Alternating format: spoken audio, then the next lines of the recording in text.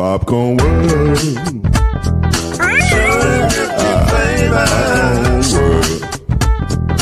Popcorn World. Yeah.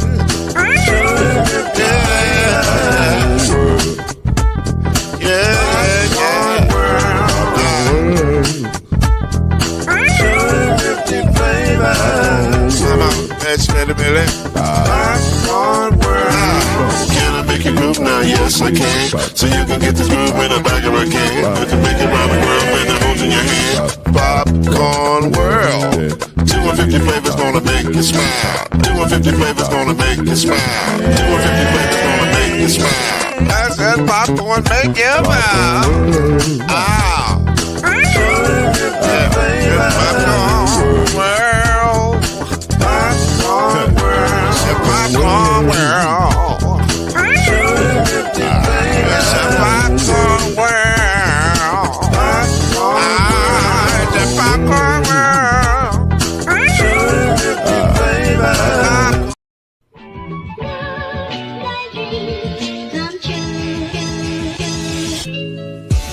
Now it's time for Believe in the ACC with our starting lineup. From Florida State, number 17, Charlie Ward. From Morehead State University, number 50, Lloyd Spen. And from Murray State University, number 2, Kendrick Haskett. Get ready for the best sports show about the ACC in all the land. Believe in the ACC starts now.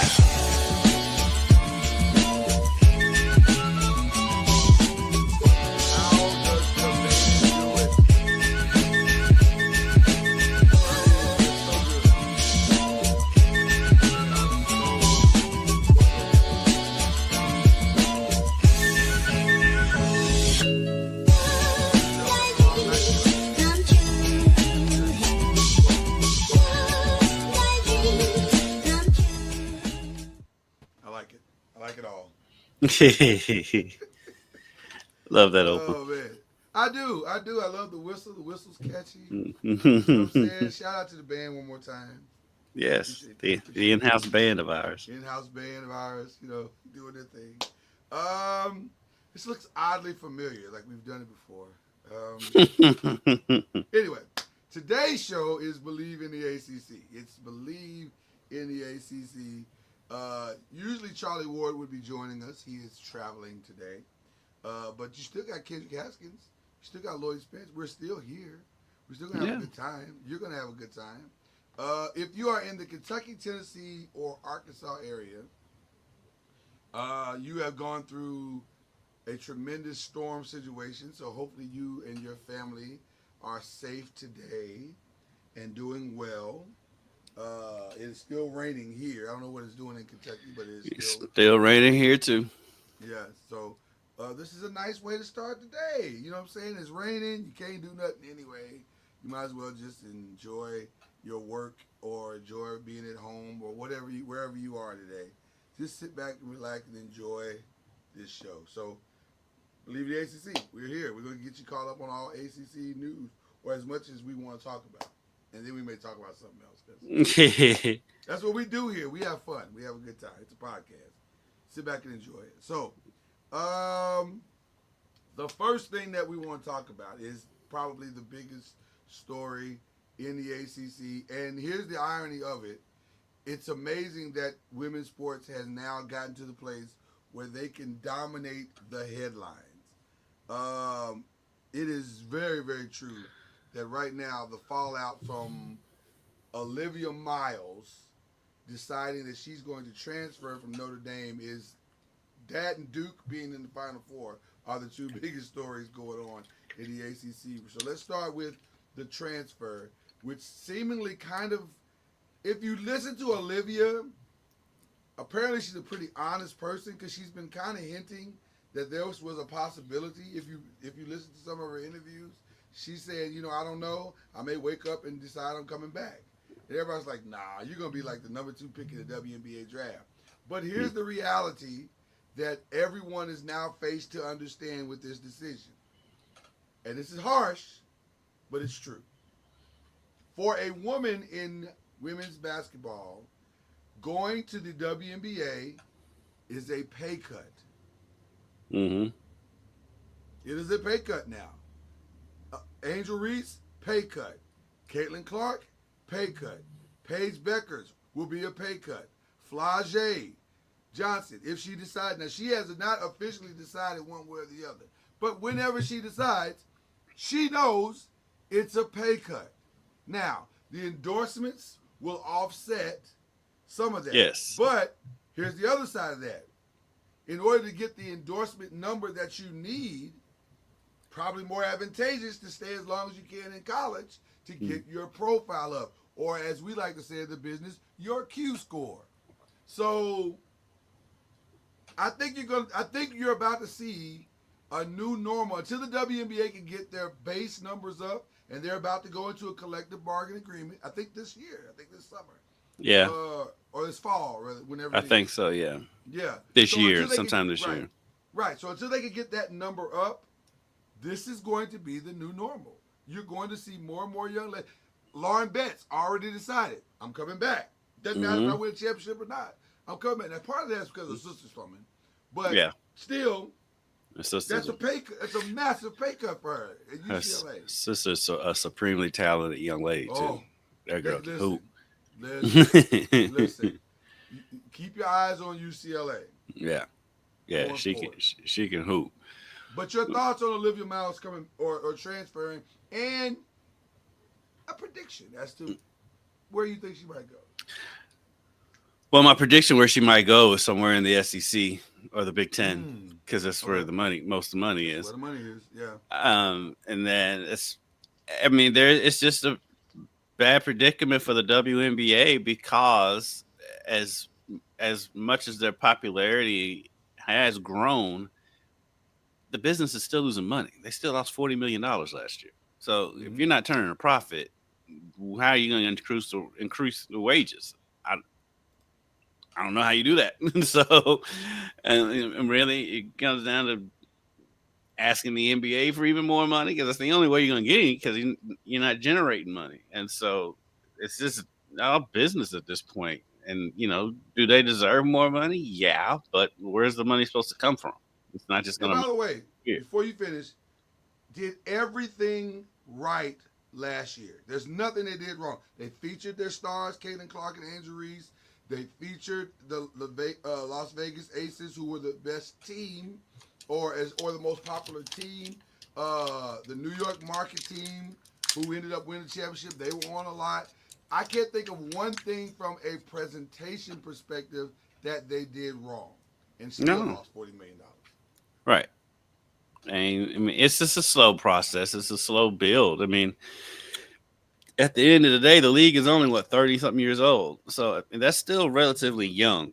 I know people don't really. You hear 30 years old these days, and you think it's old, but it's really not. I mean, the NBA itself was past 30 years when they finally hit their stride with Magic and Bird. I mean, it was a struggling league too, and so it's going to take time.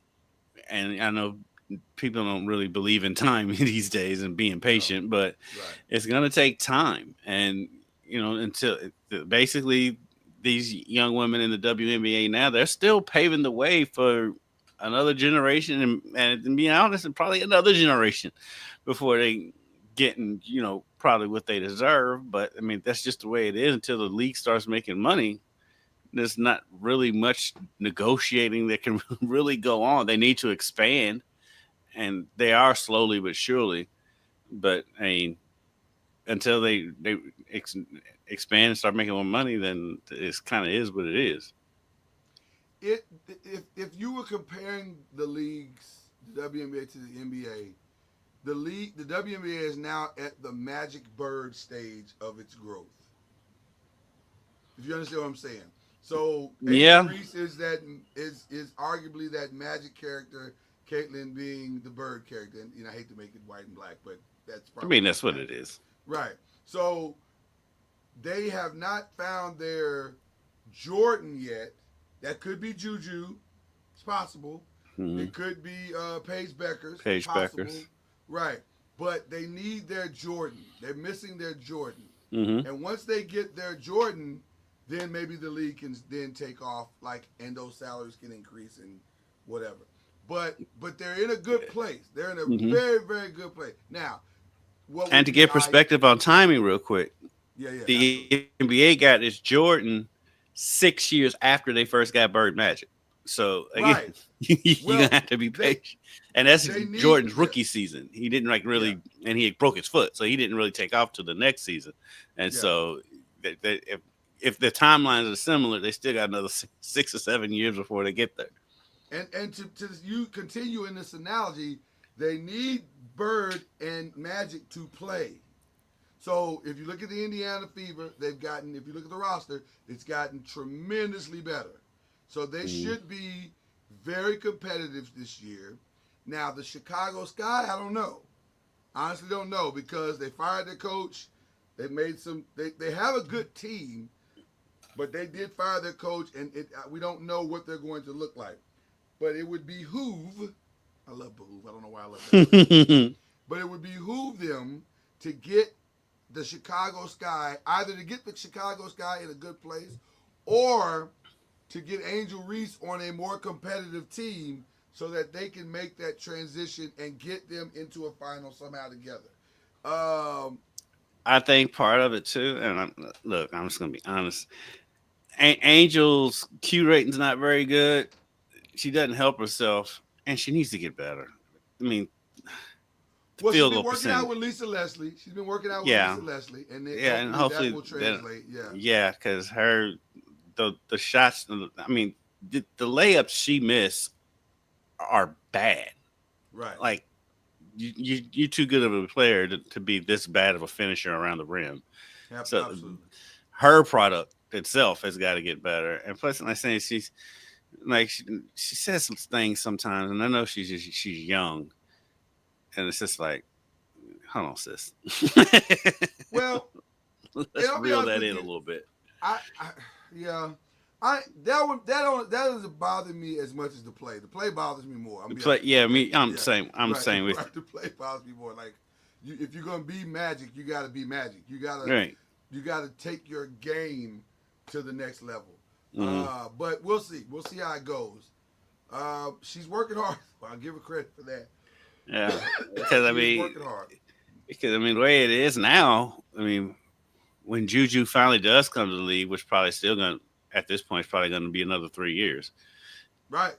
She's most likely going to surpass Angel as soon as she steps 100%. Foot into the league.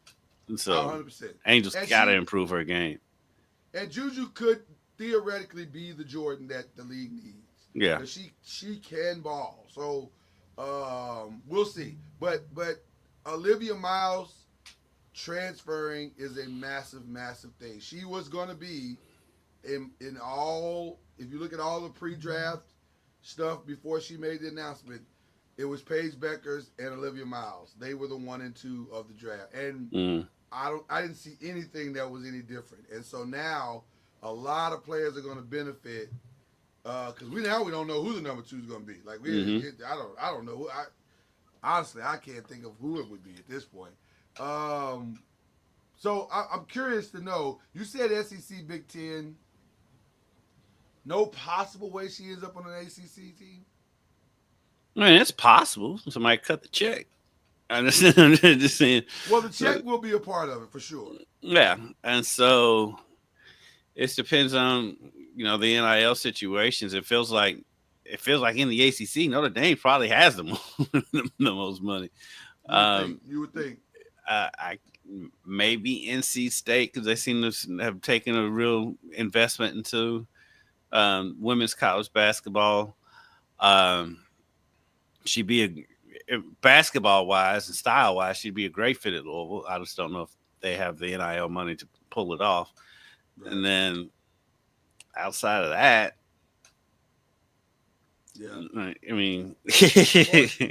Florida State now has a gaping hole because Tanaya left. But is in the transfer portal. if they couldn't afford tonight, they ain't gonna be able to afford her. I think Tanaya. I'd be stunned if Tanaya doesn't end up at either LSU or she might end up. I just for some reason I just keep thinking she might end up in Texas because her and Madison Booker would be. That'd be unstoppable.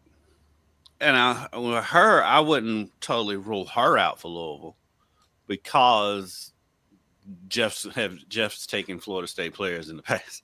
Right. He's gotten like 3. Tonight would be a monster get. That would be a monster get, and to put her experience around that young team would be huge. It would be a huge get. It still all depends on. Out to that. It depends on all who stays. Because we know Zella Arenas is leaving. Jada's situation was weird. I still don't 100% understand it. Hopefully, I get to talk to her in the next couple of days so I can understand it better. But does she have a year? She has a year left. See, that's the confusing part. So I'd always thought that this year was it. I thought so too. And when talking to her, it was like this year was it. And then all of a sudden, at the end of the season, started hearing rumblings that she might have an extra year and she might come back.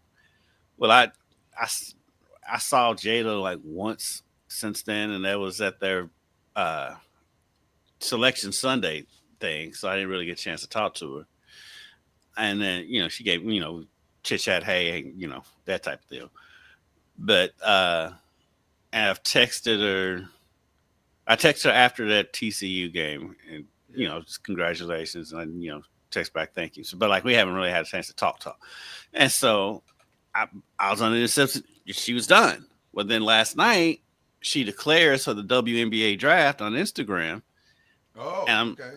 And sends its thank you letter and all this stuff, which was fine. But I'm like, it sounded like she had an option, which I texted with the yes ID with the U of L women's team, and he was like, "Nah, she was her eligibility was up."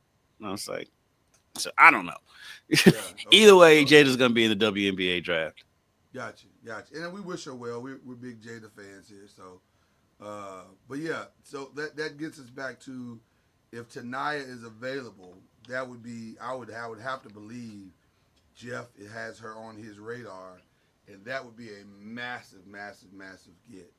Yes. And there's a lot of steals out there within the transfer portal. The transfer portal is once again packed, as it always is. And so it'll be interesting to see what happens. But I think you're going to see more and more top-tier players in the WNBA, especially on the women's side, say, you know what? I'm coming back. It's going to happen. And really and truly, it's just going to be increasingly beneficial for the NCAA women's 100%. basketball, because that's the main argument with college with the men's side is that the guys that are any good are only going to be there for a year, maybe 2. But now the players, the women are going to stick around. You're going to get to know these players, which is going to set up more rivalries, more marquee matchups, because who's not going to look forward to USC Notre Dame showdown at some point, with Hidalgo and Juju when Juju comes back, and right. Every time UCLA and USC meet, who 2 years ago who cared about that game? No one cared about that game. now it's going to be a marquee. It's going to be a marquee matchup at 10:30 at night Eastern time. Question to you about that, because you just brought up something interesting. Now that you have these marquee matchups like this because players are coming back, could this finally spark the NBA to change their rule because they see the benefit of what it does for the WNBA? Because they say, you know what, one more year won't kill them because it helps us marketing wise. No, because the players got to agree to it. I don't think the players are going to agree to it. They might because delaying some rookie coming in, taking a roster spot, is beneficial to those who already are in NBA. So I don't know. Maybe. Yeah, but then it'd be hypocritical for a lot It of would those be. guys too. I It don't, would be. and and it's not as many veterans in the NBA anymore. So Yeah. Interesting. It's an interesting place in time as we go forward with where we are in the, the, the structure of organized sports, as my uncle would say all the time. This is just organized sports, Lloyd. mhm. So I'm curious to see where WNBA goes from here, but it's trending in the right direction. Anybody who thinks it's not is not paying attention. It's trending in the right direction, which brings us to where we are today. All chalk On both sides for the most on part. both sides. All chalk. Kendrick, your thoughts of a Final Four, men and women's, that is all chalk. What are your thoughts? Get ready for that to be the future with Really? NIL. Yeah, I mean that's going to be the norm. I think maybe not all number ones, but it's going to be all the higher seeds or lower seeds or whatever the vernacular is for that. Yeah, however you decide to categorize that, yeah. But yeah, because with the NIL money, what's going to happen is what you're seeing happening in the transfer portal, where these kids are going to the mid majors for a year, and then they go get the bag from the P4 schools, Yeah. and so yes, that's what you. So the P4, so you're not going to have those veteran mid major teams anymore because all of those players are going to the bigger schools after a year or two. I mean, just like looking at Louisville now, like Pat Kelsey's gotten two big commitments through the transfer portal. One's a freshman from Kennesaw State, and the other one's going to be a senior from Xavier. Yeah. And so that's that's going to be the norm. Even though Xavier's not a mid major anymore, they're in the Big East, but still, that's that's going to be the norm. And so you're not going to see those wily veteran 22-year-old mid major players because those 22-year-old mid major players are going to be playing in the what's going to happen. What the saving grace will be that like some of these mid majors will be better, will have better freshmen than they're used to having 100%. Yeah. because the big teams are going to go after the older players, but after their freshman year, they're most likely going to be going. So that's kind of where we're at right now. And to your point, I have a friend whose daughter is going through this process right now, and they are absolutely experiencing that. Talented young lady, led a team to a state championship, several runs at the state championship over the course of her career, and couldn't get a D1 look because coaches are flatly saying, "I'm recruiting out of the portal." I mean, Rick Pitino straight up came out and said that. And by the way, we said that before it even started because I said the logic is easy on this one. If I am a coach trying to save my job year in and year out, I am not trying to recruit some wild-eyed five-star unless this five-star freshman is a Cooper Flag or is Anthony Davis or someone that is transcendently good. No, we're going to the portal. Mm-hmm. We're going to the portal, and that's going to be the norm. That's it. Right, and that's what I'm saying. You're going to see the mid majors are going to have the young kids now, and the P4, P5, they're going to have the veteran teams now. Could we ever see a day? Could we ever see a day where the NCAA puts a rule in place and says there is a transfer portal cap? There needs to be. I don't know if there will be. You can only do 5 players, or you can only do whatever. Yeah. I don't think that. I'm thinking there needs to be a cap on how many times these kids can transfer. Oh, I think it needs to be. I don't know because I'm fine if you. My thing is it used to be if you transferred you lost a year of eligibility. Right. And then that rule just magically disappeared. Right. And so I just think it would be more beneficial for the NCAA and for everyone involved, it's like, okay, if a coach leaves, free game. You should be able to get one transfer off the top. Coach leaves, you can go. After that, those two situations, if you go, you can go, but you're going to lose a year of eligibility.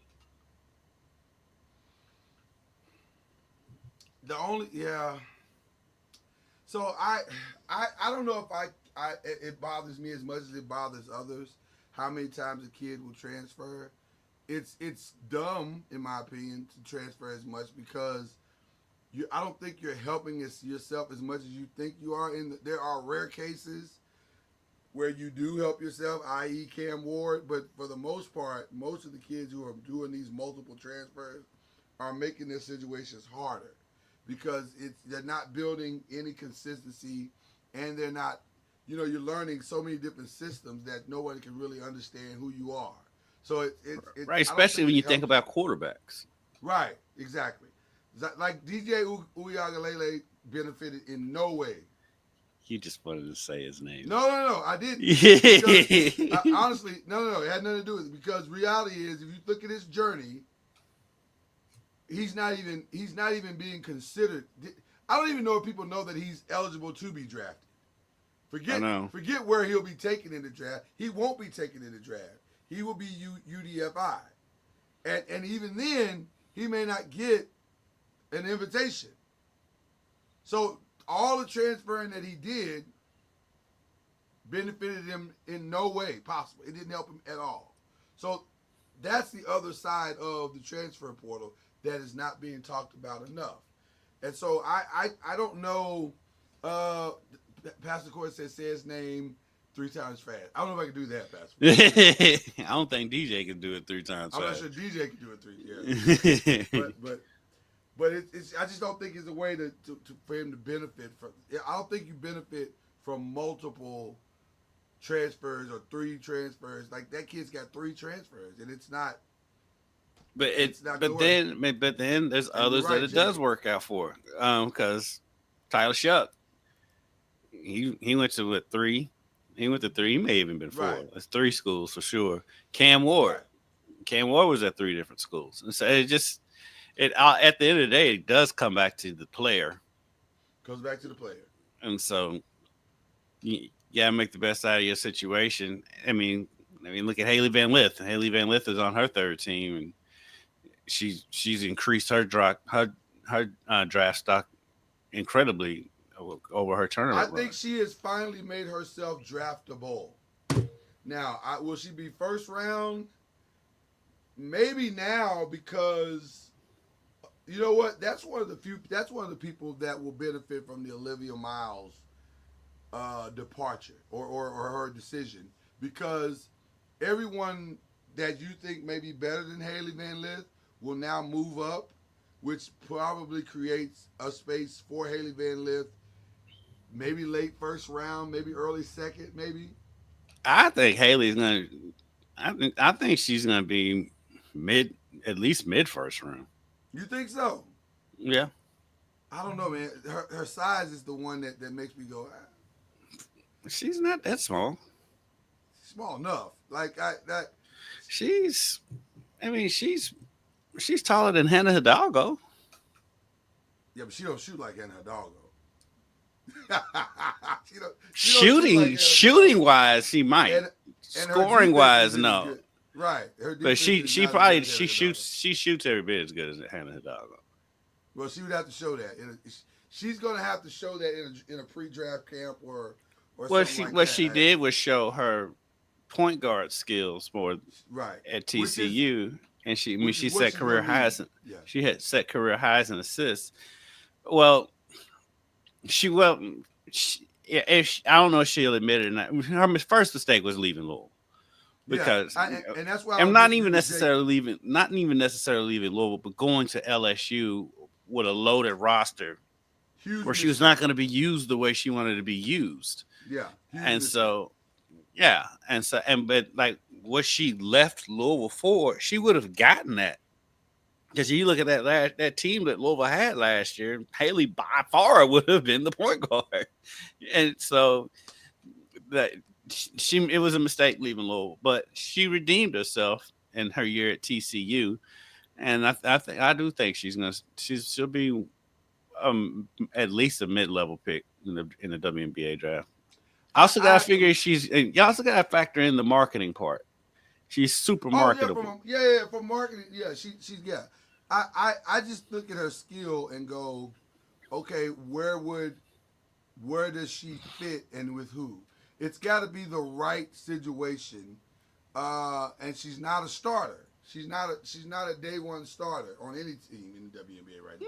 I'm not gonna say that. I mean, Okay, she's be a starter on one of the bad teams. Keep in mind, I watch I watch a lot of. I mean, she's not gonna walk in and start for like New York or Vegas or anything. But you can't tell me she ain't start for Dallas or she can't start for Chicago. She's not starting for Dallas. I absolutely can tell you she's not starting for Dallas.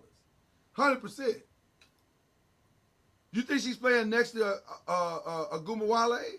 She can play next to her, yes. As the starting point guard? Yes, she can. No. Yes, she can. Not at all. She can. Not at all. I love you, but no. She's not starting. And it's no disrespect to her. It's just what she's got to do, because they just picked up Dejanay Carrington. She's not starting over Dejanay Carrington. Well, she's not starting over Dejanay Carrington. Right, that's what I'm saying. She's not starting. I mean, you first threw a Agumawale out there. I'm like, yeah, she can start next to. Their games complement each other. Their games do complement each other, but she's just not. They got a point guard. So I hold on, Jake. What about Chicago? Hold on, with Jake in a 3-3, and she didn't start there. Let's put it all in context.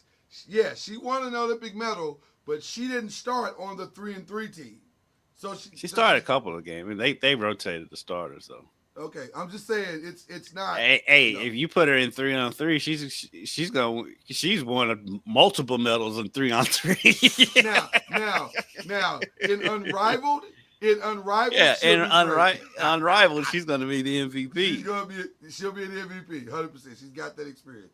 You said the Sky? Mm-hmm. I'm trying to remember who the point guard for the Sky is, because I don't remember.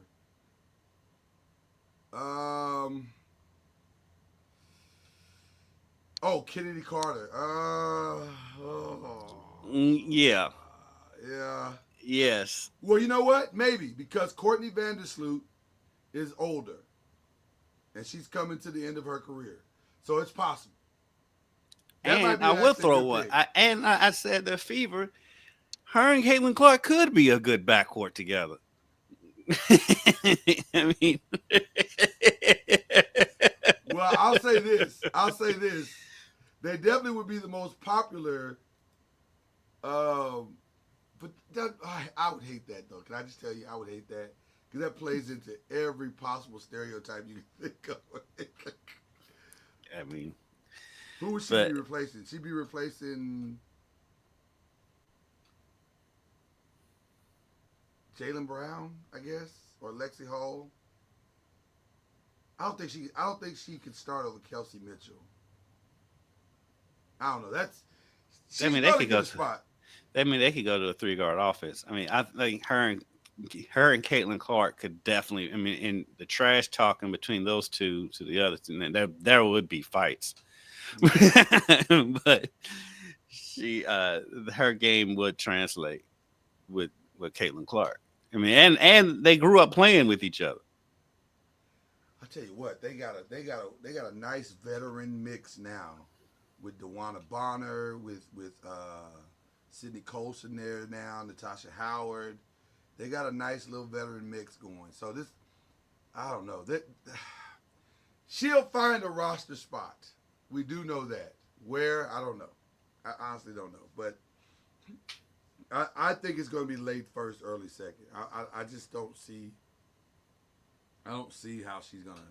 They may surprise. But I have also not looked at the pre-draft who's coming out either. So that may change my decision prior to, we'll have to see. Yeah, let's see. Her size, she's decent size. She is a decent sized guard. She's kind of deceptive, like people think Steph is tiny and Steph's 6'4". Haley's about 5'9", so it's not like she's tiny for a guard in the WNBA, and so she'll be fine. She's gonna be totally fine. Now my girl Jada, now she's tiny, and so it's now for her draft stats, I do think she'll be late first round at best, but most likely second round. Yeah. Her thing But she is can shoot though. That's the thing that plays. she can shoot. She can shoot. The thing that used to drive Jeff crazy is like she's too unselfish. She needs to be more selfish, and so she does that. Her role is going to dramatically change in the WNBA. She's gonna be a shooter. So, yeah, she's going to be coming off the bench and she's going to be told, let that thing go. And if she does that, she'll be fine. She'll be on the roster easy. That was what she was told at U of L too. Well, I agree. I agree. And I say that, and as somebody who used to tell Jada myself over the summer, I was like, "Girl, you need to shoot more." Right. You need to shoot. And she did, and she was cooking. And I'm saving that for my shout outs at the end of the show. But yeah, she was cooking in that last tournament game. She was. There were some coaching changes in the in the ACC. Virginia decided to go with Ryan Odom as their new men's head coach. He spent the last 2 seasons at VCU, and so now he is now the head coach of. Just moves down the street, and now he's the head coach of Virginia. And Will Wade, while on the basketball court with his team, was announced with McNeese State was announced as the head coach of NC State. Mm-hmm. He didn't even get a chance to celebrate the win in the tournament before they had announced that he was out of there. Look at Jay Lucas. Still in the middle of the season. I wish they wouldn't do that. I understand from a recruiting perspective why they do it, but boy, it is wildly uncomfortable. But I have a slightly different opinion on how they did it or whatever, because at least because I don't mind them staying. I actually prefer them staying with their team if they took another job, because you leave them high and dry. Because I remember that bowl game when Cincinnati had that fantastic year. Yeah. And Kelly leaves. I think it's when he went to Notre Dame. Right. And they end up playing he leaves, doesn't coach the bowl game, and they go in there against Florida in the Sugar Bowl and get beat 100-0. Right. And so I don't mind as long as the players and like everybody involved is okay with it. I prefer to coach through the season. No, that part 100% I agree. I was thinking about the announcement itself. Like, yeah. There's no rush. There's not, but that's one of those things where it's gonna get out, so you may as well get out ahead of it. Well, it's like the Jay Lucas that was known he was going like 2 or 3 weeks before it was actually announced, but then it was already out there. Well, NC State put that announcement out themselves. They was like, "Oh, by the way, we just hired your coach." Like, what? Because you gotta get out in front of it. Well, to that same point too, the McNeese players didn't look too shocked, so it sounded like they knew, and maybe some of them were headed to the transfer portal because they had to follow their coach over at NC State. So you see, the trainer did. He's probably already got his NIL deal in place. He's got like 6 figures in NIL deals. Cause didn't he make like $100,000 or something? He's got like B-dubs. He's got like a shoe sponsor. I'm like, I ain't hating, more power to him, but I'm like, why? Why did all of a sudden this dude just come out of nowhere? And all he does is just hold the radio. I was gonna say because he hangs a radio around his neck. I can do that. I can do a radio thing. Every team does.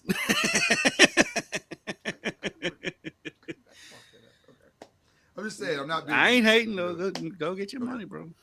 I ain't mad at him either. So that was on the coach's side. But back to the Final Four. On the women's side, we've got all chalk Texas, South Carolina, UConn, and oh my God, UCLA. UCLA. On the men's side, we've got Duke, We've got Houston. Houston, which is Yeah. going to be a phenomenal Mhm. game, and then Florida and Auburn on the other side. So, first of all, who do you think will win? Who do you have picked win? Who do you have picked to win, and who do you think will win? I picked Houston. I actually put a future on Houston back in February. It's yeah, Nice. and so They look good, but man. they look really good, but They look good. Duke's looking better.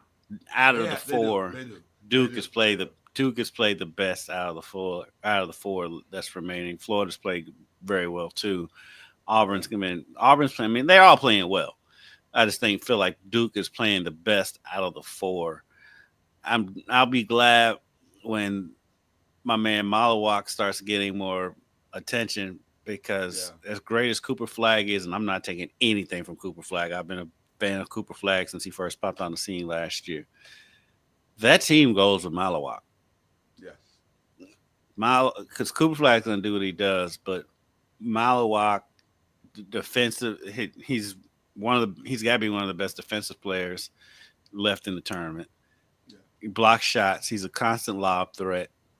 When they lost to Kentucky at the beginning of the season, it's because Malawak got hurt that game and didn't come back.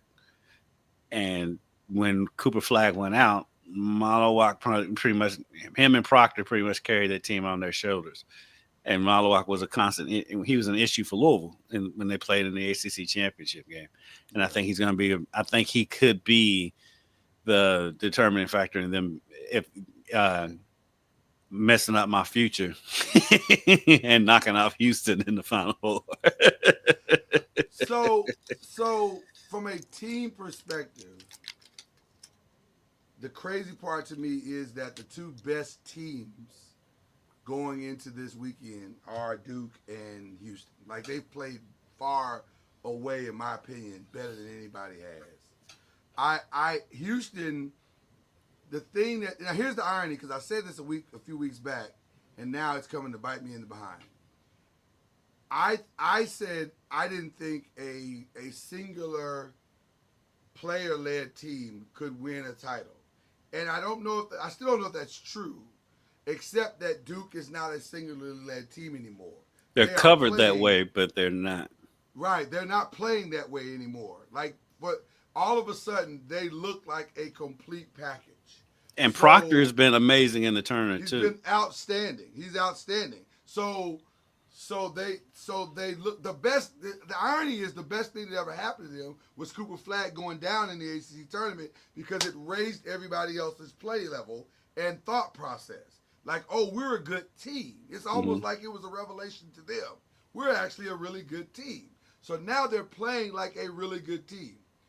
Prior to that, I would have said Houston could win this thing because they're the better team. Now, I picked Houston as well, but now I don't know. If Houston can ugly the game up, if they're allowed to ugly the game up, they have a more than. That's how they have to win, and that's what scares me about it because I don't think they can score with Duke. Well, they can't. They can't. And so they're gonna have to really ugly this game up, and I mean Duke can play that way, and so. Right, I'm not saying that's a path to a definite win. I'm saying that's the way they're gonna have to do it. Path to win, right? Yeah. So I don't know. It's going to be an interesting game. A lot of things got to go right for Houston to win this game, and somehow the other thing is they got to find a way to put pressure on Cooper Flag on the defensive side of the ball, because if they don't put him in some level of foul trouble, then and he's allowed to just roam and be free to play his offensive game, I don't know how you stop him. I just don't know how they stop him. So I still, like you, I didn't put the future on it, but I did pick Houston to win it. I just don't think Florida or Auburn is complete enough to pull it off. I do, though. I really, and now I didn't believe in Florida before the tournament. But Florida watching them scored. come in because they've got a cold blooded assassin at point guard, and so He is amazing. and Yeah. so and really truly, it's crazy because I got more faith in all these teams after the tournament started, like the Yeah. regular season, because like even with Florida, as well as they played during the season in the SEC, for some reason I just didn't believe him. I just didn't.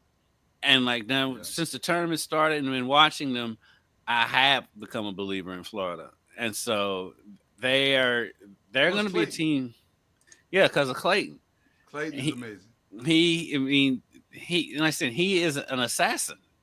Yeah, he's got I clutch, mean, he's got clutch G. that three he made in their last game. I mean, he literally just ran back out to the 3-point line, and just shot it like it was like he was playing a game of horse. Yeah. So, yeah, when you have someone like that, you have a chance in any game. And he's been great all season. And Alex Condon, he's great inside for them too. Will Richard kind of drives me crazy watching him play. Yeah. Because he can be really good in spurts and can be really not good in spurts. And so he's kind of an X factor for them. My concern for them is what happens when Clayton doesn't score. Like, because one thing about Duke and Houston, if it comes down to one, it will come down to one of those teams, they can D you up. It's the same thing they did with Chucky Hepburn.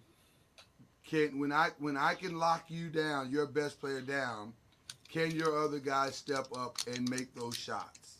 And right. I don't know if Florida has proven that part of it. Now, selfishly, I'll be rooting for Janai because anyone that can survive Morehead State deserves my respect because I know that as a fact. But I just don't know if Auburn has enough. Auburn can shoot the three. I'll say that. As a scoring squad, yeah. Offensively, Auburn they can hang with anybody. Yeah. And they're deep because like Tahad Pettiford, this dude, and he comes off the bench and he's something else. I really like Tahad Pettiford. Of course, CBM drives everybody crazy. Chad Baker Mazzara. But that kid cracks me up. I love watching that kid play. He's hilarious. He kind of reminds me of Dylan Brooks, and say he's hilarious. But like what Janai Broome has done this season, especially what he's able to do in that Elite Eight game, crazy. I mean, because when he went out, I thought he was done, and he probably should have been, but he still came in and knocked down that three. I think Bruce was just trying to hedge his bet. But because he didn't have to bring him back, I think they had the game pretty solidly in hand. But it was starting to teeter a little bit. Yeah, I don't know. They got a little wobbly there for a little bit. I just never thought Michigan State could score enough to catch up. That's my thought process. I felt like I don't know if Michigan State has the juice to pull this off at this point, but nevertheless, it worked out. I'm this is gonna be a great Final Four. I think it feels like it's gonna be good. The games are gonna be good. On the women's side, it's gonna be better. You've got 4 teams that are going to go at it. Like Madison Brooks versus Lauren Betts. I'm here for that. That's gonna be great basketball. South Carolina and UConn again. I'm here for that if they make it to the final two. So this is gonna be a great Final Four on both sides. I'm a little less sure on the women's side than I am on the men's side, but I feel like UConn, South Carolina is inevitable. Yeah, they're playing the best. And then for my futures, I put a future on Notre Dame early in the season. But before the tournament started, I put a future on UConn. So, in Paige we trust. Who, by the way, men or women, no one is playing better than Paige Beckers. No. dropping 40s and 30s like 100 it's points in nothing. 3 games. How about the 19-point run she went on in the Sweet 16 by herself? Mm-hmm. She said, "All aboard, get on my back. I'll take us to Yes, the I'm gonna Elite take Eight." you to the promised land. Yeah. Man, she is killing it right now. Yeah, she's an assassin. She is an So- assassin. And she's so- making people remember that she was Caitlin Clark before Caitlin Clark. Listen, she in my humble opinion, with all due respect, Caitlin Clark is the better shooter. Paige Beckers is the better player. Like, Yeah. she's just really, really, really, really, really good. So I'm looking That class forward to was seeing what crazy looking back. Caitlin Clark, Paige Beckers, Haley, Cameron Brink, Beckers. That's a lot of star power right there, bro. Yes. It's a lot of star power. So Miles. I am- Miles is in that class Olivia, too. Olivia's in that class, yeah. Man, I don't know. I think UConn, South Carolina is going to be your final game. But Betts played amazing. And here's the thing that I was shocked about. And I didn't know this was in her game until the Elite Eight game. Way more physical than I'd ever seen her be. She is physical. That's how I've always seen it.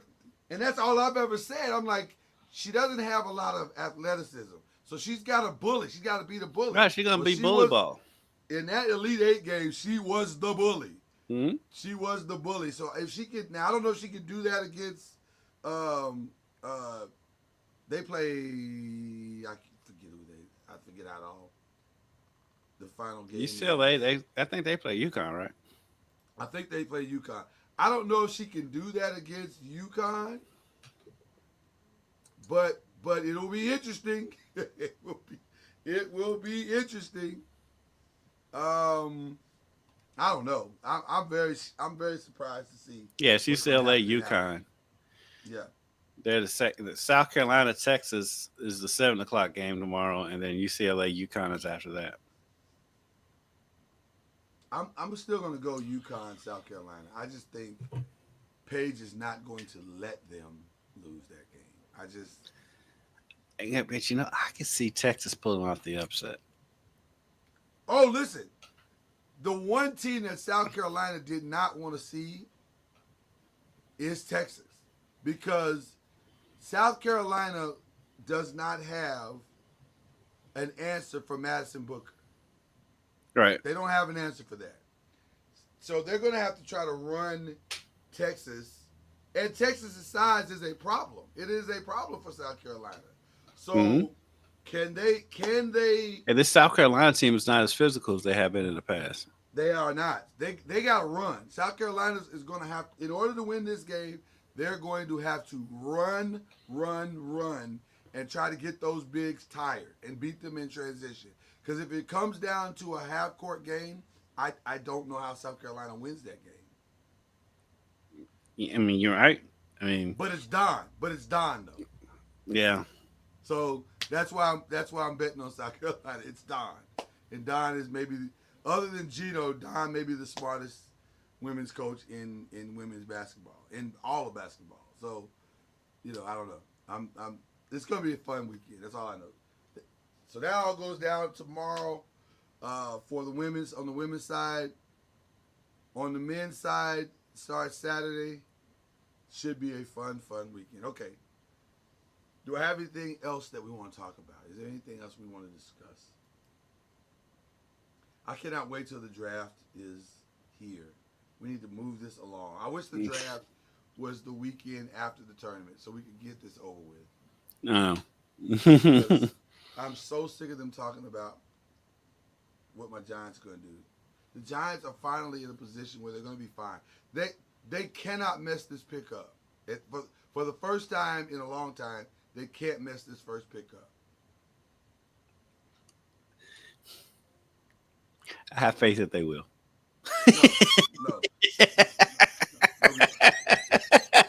No, you have hope that they will. I don't know. I don't care. They can go out and knock it out of the park with the pick. You want But them to mess it up, they're but so they're far not. down that I'm not worried about them for another 3 to 4 years anyway. They're So, not as far down they're not as far down as you think they are, sir. yeah, they are. No, they're not. No, they're not. You want them to be. That's fine. Dallas is beating the Giants how many times in a row? I'm not worried about them.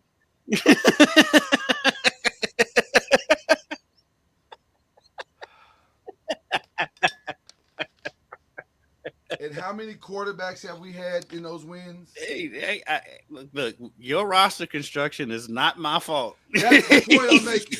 So you're bragging about beating a team with no quarterback. That's not a feat. No. I'm telling you that I'm not bragging. I'm telling you why I'm not worried about them.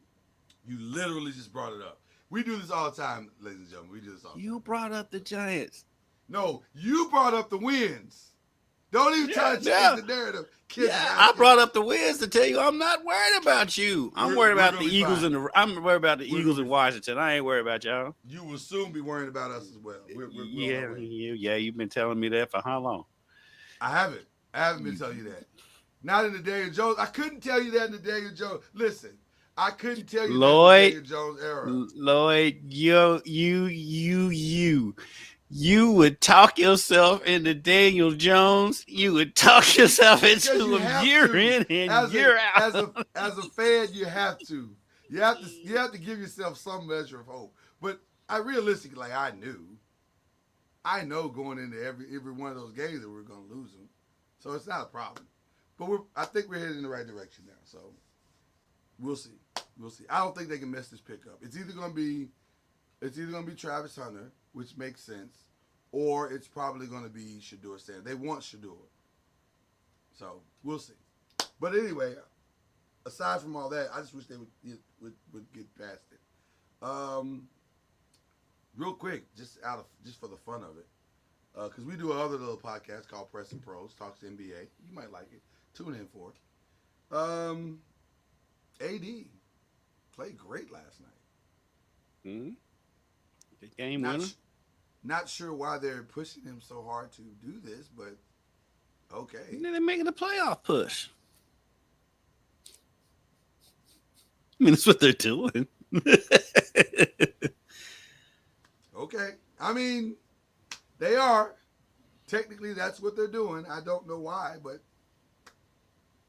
they're doing it. Yeah. And if you want to drag a guy in his 30s across the finish line to make a playoff push where you get put out in the play-in game, I think it's a combination of I don't even think it's a combination. I think they're just trying to prove that they were right with the trade about playing him. Proving it this year. They want to prove it this year. Yeah.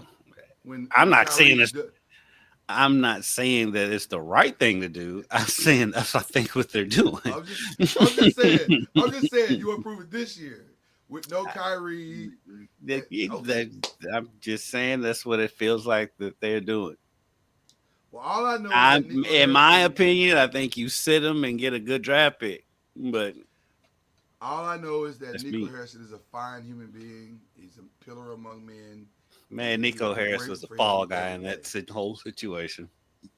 I love Nico Harris. Yeah, he will always be good people. The person you should love is the current owner of the Mavericks. And do. Because you can't convince me that was a Nico call. I don't believe it either. Okay, so I do have a shout out, collective show shout out. And it is an ACC shout out, although it technically is a Big East shout out. Shout out to the first name released for the Hall of Fame this year, Carmelo Anthony.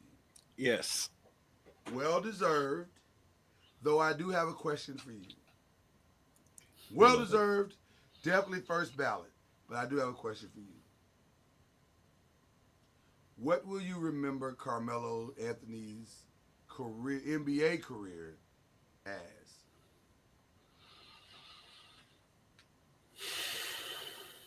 That's exactly the reaction I had, by the way. It's the big what if. Mm-hmm. It's a big what if. What if he stays in Denver? I Mm. mean, him, J.R. Smith, and AI had a good thing going. Yeah, good thing going.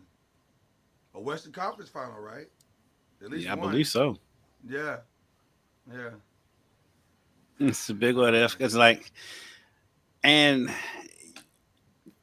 he always was with bad organizations. Because like at the time, the Knicks were a horrible Awful. organization. They were awful. Shout out to Phil Jackson. And then like at the end of his career, he kind of bounced around and bounced around. Yeah. And so it's just like it's the big what if with Melo because he had the game. He was when he was he was a little bit selfish, a little bit of a ball hog, and so they didn't give the other players enough time to shine. But at the same time, I mean, there's plenty of guys like that who've been fine. And so I just what if he ever got that when he was in his prime in New York, if he had ever had that second wheel with him. Because they never really developed a second wheel with him in New York. He chose the money too. He chose the money. He chose the money, which is nothing wrong with that. He chose the money. Yeah, yeah. I had a thought the other day that was interesting that Carmelo's career is very similar to Westbrook's career in that they were both stat monsters. Like the numbers that they put up. There's another stat monster you didn't mention. Who did I forget? Sorry, our stat chaser. Who did I forget? He plays for your team. You think LeBron's a stat chaser? I don't As think a he's stat chaser. as a fantasy NBA owner who consistently has LeBron on his team every year. Yes. You play fantasy basketball? Oh yeah, I'm terrible at it, but yes, I play it every year. I'm in it with a group of friends of mine. We've been doing it for years. Really? I've never played it. I've always been curious about it. It's one of those things. It's because like there's a few of the guys in the league who are really. I wonder what else they have to do with their time. Right. Because like I set my lineup and then like I'll check it every day to make sure I don't have somebody hurt playing, but that's about it. But these dudes, they going in there, they adding and dropping players to make sure they have somebody have a full roster every night, and I'm like, I ain't got time for all that. I ain't got time for that. The best part of fantasy football is that I don't have to do it once a week. Right. if that, depending on what the matchup is, that. So no, I don't know if I call him a fantasy. I mean, a stat monster. Not in the same way that you would consider, like with Westbrook and Carmelo, it was for sure all about stats. Yes. Like I don't know if that's true about LeBron, but I think that's what history's going to say about both of them. Like I don't know what other narrative you would say about Carmelo wanted the money and he got it, and he put up insane numbers for a long time, and ironically, the very thing that he was known for, that for a little bit in the league disappeared, is now back around, which is crazy because now every team needs another scorer, and he'd be perfect for today's NBA. Especially with his mid range. Right, but there was a window where that all went away, and nobody needed like a ball stopper. You know, like that's what he was. He was if the ball got into Melo's hands, that was the end of that play. He was going to do something, make a shot or not, and that was the end of that. So it's weird how the cyclical nature of the league kind of drove him out the league. Yeah. Yeah. So I don't know, but I'm probably great player regardless. Great player regardless. Yeah, I'm happy for Melo. Very, very happy for Melo. He's another one. He's one of those. Him and Westbrook are going to be one of those that if they got one chip, the whole narrative changed. He had another bad play last night.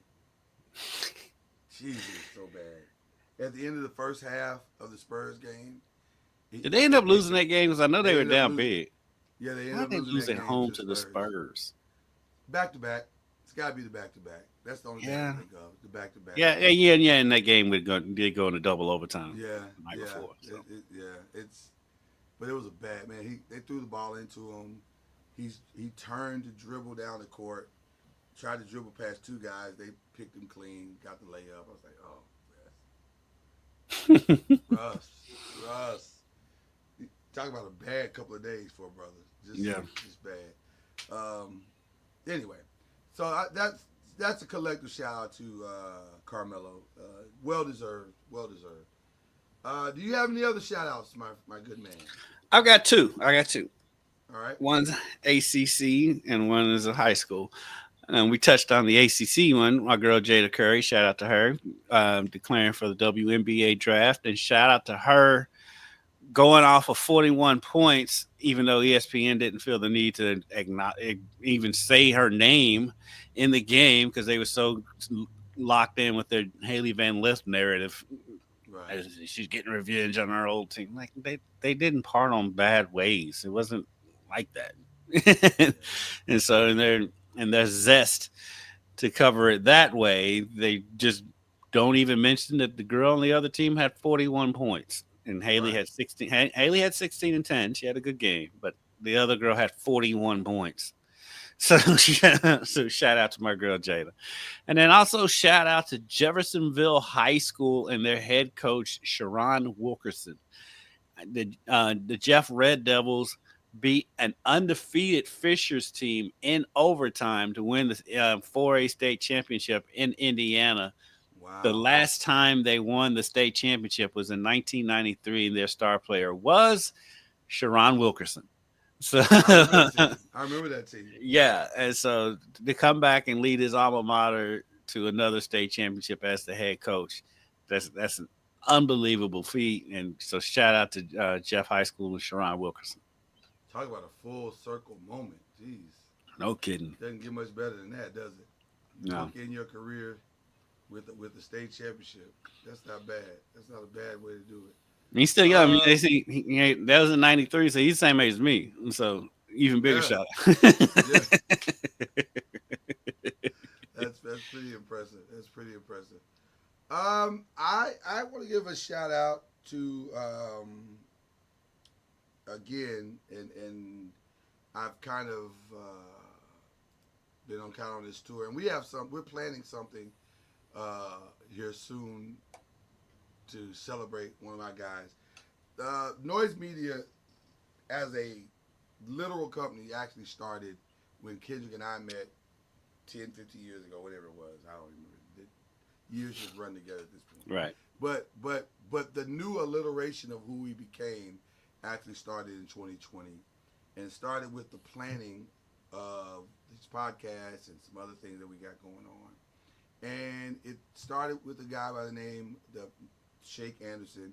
If you hear Popcorn World's theme, if you've heard the Talking Noise theme, if you've heard any of other than the latest alliterations of our music, it started with those that guy helping to shape the sound and the look and the feel of our company. And he has since gone on to be with the Lord. And we took last week off to send off our brother off with the love and to be with his family, and appreciate the support that everybody's getting. All the noisemakers have been amazing behind the scenes, inboxing me, sending me condolences and stuff like that. So it's been very, very cool.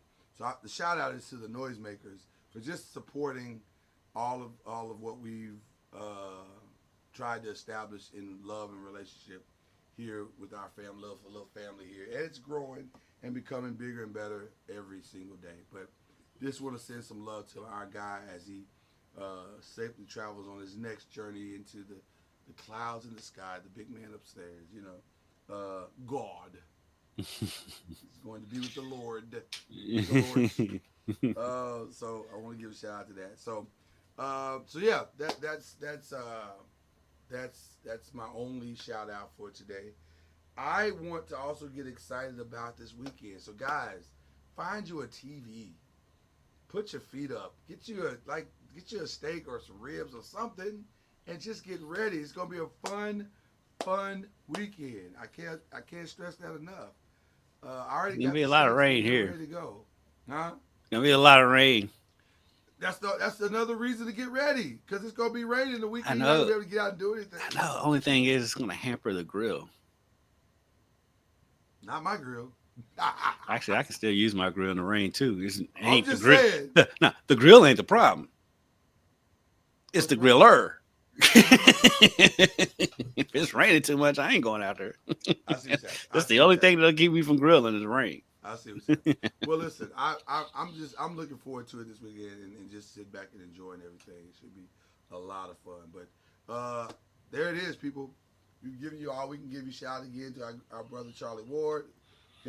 I think he'll be back with us next week. We'll see how it goes. But until Real then, quick, shout out to Sportstown shirt I have on my buddy Dan Koob that used to work for the competition here in town.